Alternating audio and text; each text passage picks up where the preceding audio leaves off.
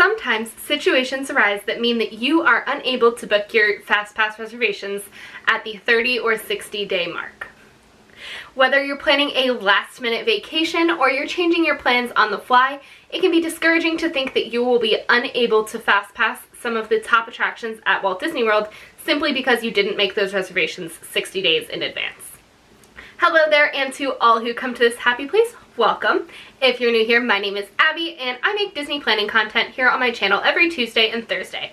If you're planning a Disney vacation or plan to in the future, make sure to hit that red subscribe button down below and tap the notification bell so that you don't miss any of my future uploads. Even if you aren't seeing the Fastpass availability that you are hoping for when you're booking your Disney Fastpass reservations, all hope is not lost. By the end of this video, you will know some of my tips for scoring Fastpasses for the hottest attractions in Walt Disney World at the last minute. As a travel agent and former attractions cast member at Walt Disney World, I am the queen of the Fastpass system, and here on my channel I've been doing a series to teach you how to master Fastpasses. The first thing that you should know is that you can modify your Fastpass reservations at any time. So if you go to book your Fastpasses and you don't see availability for a ride or attraction that you were hoping for, book something else instead.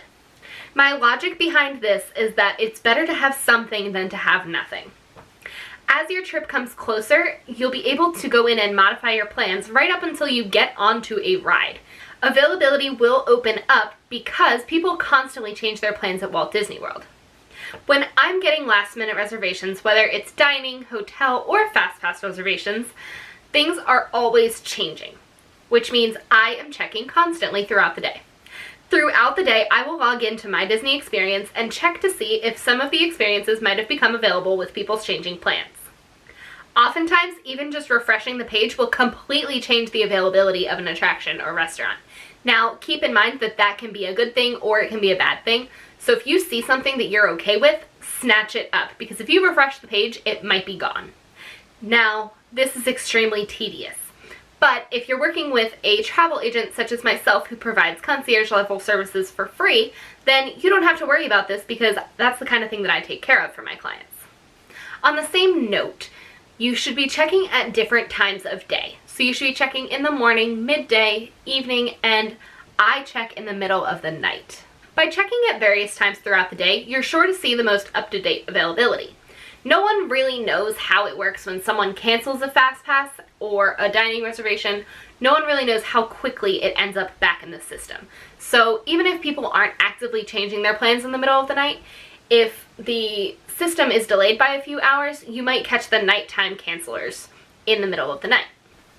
For example, I have been able to find Be Our Guest reservations for every one of my clients that has wanted it, even if they told me less than 180 days before their trip. This is really only possible because I do check in the middle of the night. Every time that I've been able to find it, it's been between 12 and 2 in the morning. The same thing has gone in my experience with Cinderella's Royal Table and similar character dining experiences. I would love to hear from you guys in the comments. Has your family ever planned a last-minute Walt Disney World vacation? How did that turn out? Were you able to get everything that you wanted to? Let me know in the comments down below.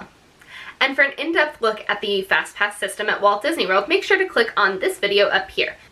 I'll also leave a link in the description to my Fastpass cheat sheet as well as an in-depth kind of explanation as to how the system works.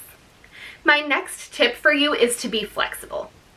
Sometimes just rearranging the days in which you go to each park can open up a whole new world of possibilities. There are many experiences at Walt Disney World that do not require a Fastpass, such as the videos that I mentioned here in this video. I take the time to advise clients on their Fastpass selections. I usually like to talk to clients about a week before we actually book the Fastpasses so that we can discuss which of their selections might not be completely necessary and substitute them for things that are. I like to do this because it gives me time to figure out how we can rearrange their schedule if need be to hit all of the things on their Disney bucket list. My final piece of advice is a little unconventional, and that is don't book Fastpasses for your repeat park days. So if you're going to be in the park for 5 days and you're going to go to Magic Kingdom, then Epcot, then Hollywood Studios, then Animal Kingdom, and then back to Magic Kingdom, I'm going to say that you shouldn't book Fastpasses for that second day in Magic Kingdom. you should take the opportunity to see what you get done on that first day.